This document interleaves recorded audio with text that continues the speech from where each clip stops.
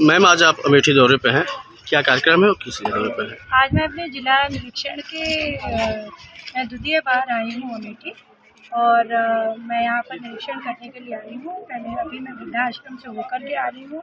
बड़ी हर्ष के विषय है कि 68 लोगों को वहाँ पर जो है निराश्रित महिला पेंशन और वृद्धावस्था की जो पेंशन है वो प्राप्त हो रही है। और भी जो लोग हैं उनका मैंने कहा है कि त्वरित रूप से जो है रजिस्ट्रेशन करा करके उत्तर प्रदेश सरकार के द्वारा जो पेंशन है वो दिलवाई जाए। दूसरा, मैं अभी आंगनवाड़ी आई हूँ, यहाँ पे न्यूट्रिशन डे हमने सेलिब्रेट किया है, सबको गुड़ की चिक्की वगैरह बांटी है और गोद भराई करी है जो गर्भवती महिलाएं हैं, और 2 बच्चों का अन्नप्राशन किया है हमने और उनको भी न्यूट्रिशन के बारे में बताया है। यहाँ पे बहुत छोटे बच्चे भी हैं जो आंगनबाड़ी हैं, जिसको हम लोग प्ले स्कूल कहते हैं। तो वहाँ पर जो है ये सरकारी प्ले स्कूल जो है जिस तरह से रन कर रहे हैं, उसमें हमने फल वितरण भी किया है, बच्चों से भी पूछा है, उनकी हालचाल लिए हैं, तो बच्चे काफ़ी अवेयर हैं, काफ़ी खुश हैं और साथ में उनको अल्फ़ाबेटिकल रिकग्निशन है। ये बहुत बड़ी बात है प्रदेश सरकार के लिए कि हमारे आंगनवाड़ी के बच्चे जो है अल्फ़ाबेटिकल ऑर्डर में पढ़ाई कर रहे हैं और जो है उनको रिकग्निशन के साथ साथ बोलना भी आ रहा है। इतने कम उम्र के बच्चों को पढ़ाना भी अपने आप में एक बहुत बड़ा टास्क होता है और बहुत अच्छा कर रहे हैं हमारी आंगनवाड़ी। मैम, आज विश्व महिला दिवस है और जो है लिंगानुपात में सुधार नहीं हो रहा है जिले में, इसके लिए क्या कहना चाहेंगी? विश्व महिला दिवस जी तो 8 मार्च को होता है। नहीं, आज एक महिला दिवस है। अच्छा। और उसमें जो है लिंगानुपात को लेके क्या कहना चाहेंगे आप? देखिए, लिंग जो भेद होता है कहीं भी और इस प्रकार की घटनाएं होती हैं, वो देखिए समाज का बहुत बड़ा दायित्व बनता है। सरकार अपनी तरफ से बहुत स्ट्रिक्ट और स्ट्रिंजेंट मेजर्स ले रही है, चाहे वो अल्ट्रासाउंड सेंटर्स पे हो, चाहे वो हॉस्पिटल्स में हो, वेदर इट बी पब्लिक और whether it be private hospitals. But समाज का बहुत बड़ा रोल होता है कि ऐसे आप जो है कब तक जो है भेद करते रहेंगे।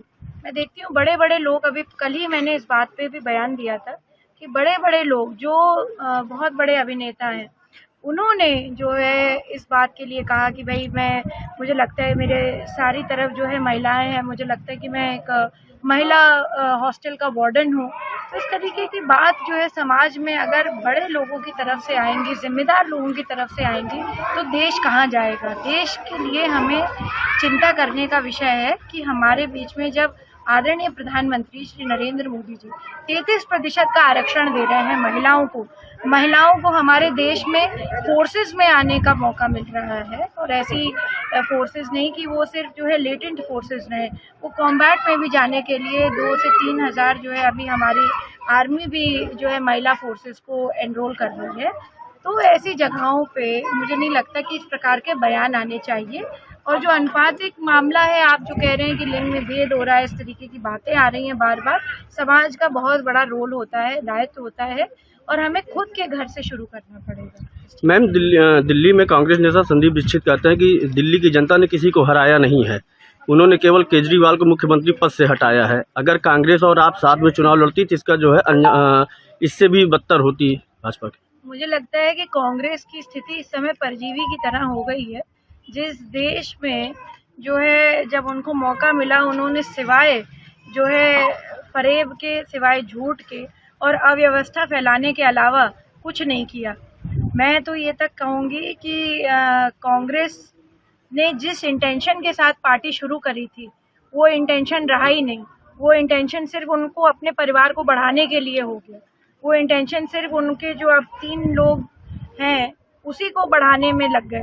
उन्होंने देश के कई जो मुझे लगता है नेता, मुझे लगता है जो कांग्रेस पार्टी के साथ जो पलायन करके दूसरी पार्टियों में चले गए, कई नेता खराब करने का उन्होंने काम किया। तो इस तरीके की जो है एक व्यक्ति अगर इस तरीके की बात कर रहा है तो उसकी संकीर्ण मानसिकता है।